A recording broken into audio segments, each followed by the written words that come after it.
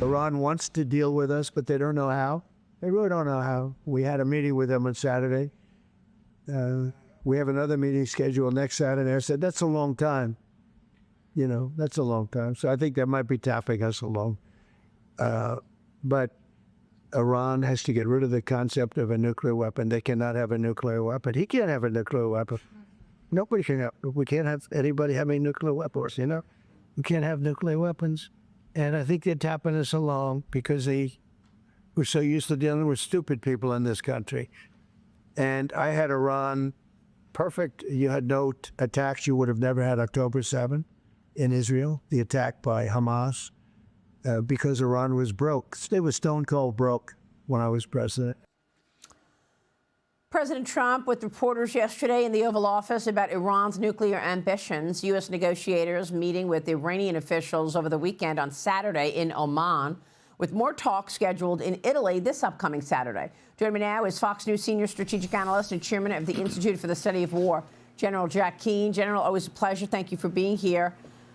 Can you assess what you heard from the Oman meeting and what you would expect from this upcoming Italy meeting on Saturday? Yeah, well, I think my expectations are pretty low. Iran is summarily rejecting any thought of dismantling the program themselves. I mean, what they want to do is move back to what they would define as commercial civilian nuclear power enrichment program, which is low-grade enriched uranium. Back when we had the nuclear deal with the Obama administration is what they're really talking about.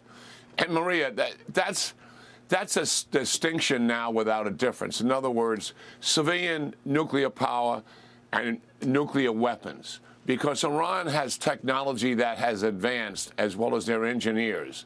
They have developed advanced centrifuges. They can make enriched uranium very rapidly. They're right now capable of producing 6 nuclear weapons within a number of weeks because they've already developed the enriched uranium to the levels needed for that weaponization. So we have to understand who Iran is today. And that's why that makes no sense to try to form that difference, because it isn't a difference. And listen, President Trump and Prime Minister Netanyahu have all the cards here.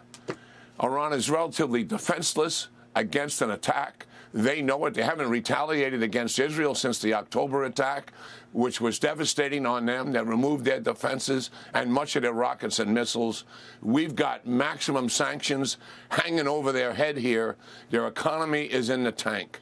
If they don't want to dismantle their program and get sanction relief and be welcomed in as a legitimate country, if they're going to stop their malign behavior in the region, then we execute the ultimatum that President Trump has laid down in front of them.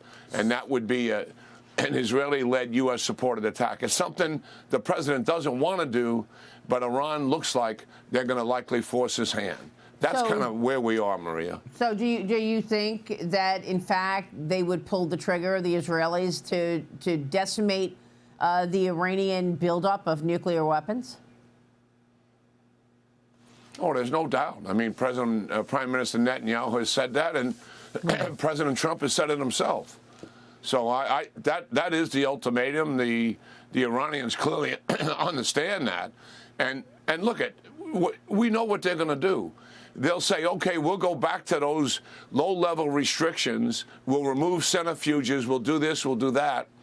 And then what will happen?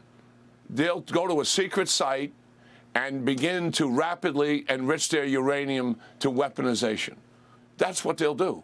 That's the reality of it. That's why they have to dismantle the program with independent inspectors that go anywhere, anytime, and do it by a date certain. Without that rigor there, Iran will eventually get a nuclear weapon. So we are where we are today, and I think we kind of expected Iran to do this. I think that's why the Ayatollah agreed to the negotiations. He was opposed initially because what does he want? He wants sanction relief. He wants Iranian assets that are frozen to stop being frozen. He can get that money back.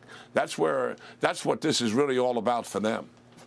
What's your sense of the capabilities of the Iranian regime? Because this weekend I spoke with Reza Pahlavi, the former crown prince of Iran, who said, look, and you've said this in the past, I think, as well, General, the Iranian leadership is not, as strong as they let on, and most people know it. I mean, after all of these attacks on the Houthis, do you think the leadership there, the Khomeini, is getting the message that the U.S. has the capability to stop them?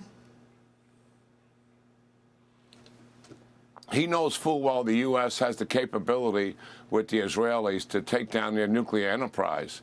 He is likely willing to face that as long as his regime survives. That's what this is all about. That's why he wants a nuclear weapon. It guarantees the preservation of his regime. That's It's where these all guys about the are at. regime. Yeah. But they are in the most weakened position they have been in 44 years. A lot of their elites and their middle class have been hurt seriously by sanctions. And they are fed up with this regime taking all of the money and spending it on proxy warfare, which is what they've been doing. So, but we've been looking for this regime to collapse by an overthrow and a revolution for years, and it hasn't happened. We can't put a bet on that somehow that's going to happen. What we have to control what we can control, and that is make certain that they don't get a nuclear weapon. Yep, absolutely. Let me move on to China, sir, because China is suspending the export of critical minerals and magnets to the United States. As you know, these minerals are critical and central to automakers, aerospace manufacturers, military, semiconductor companies, military contractors. This morning, China also ordered its airline carriers to stop accepting deliveries from Boeing. This is all in response to President Trump's tariffs on China. What do you make of this? How serious is this? And is this a national security threat that we can overcome? Well, it is a serious national security implication here because in our airplanes and our submarines, in all of our sophisticated weapon systems, in radar, sonars, there are magnets and rare minerals, and China owns 90% of the world's supply here. So it will have an impact. Now, our defense industry has some stockpile, and the Pentagon has some stockpile, but both of those are limited. I don't know how long because that's classified, but I would suspect months as opposed to years. So it eventually will have an impact on weapons that are being developed and future weapons. Certainly the force that's out there, it's not going to have any impact on them. But that's the reality of what we're facing. Yes, it does have a serious national security implication. All right. Well, this is the way, they're going to push back the way they're going to push back, right, General? I mean, they're going to do whatever they can do to fight President Trump's tariffs. Yeah, I mean, I think we're in phases here which will lead to some kind of negotiation because obviously we have tools we're using against China, and China has tools they're using against us. Right. What that seems to me is a pathway to some kind of negotiated settlement at some point. I think that's what's in the back of the president and his team's mind here as they look at this issue. All right, we will leave it there. General, thanks very much for talking with me this morning and getting through that. I see that you have struggled with your voice. I hope you can get some water there. We appreciate your time.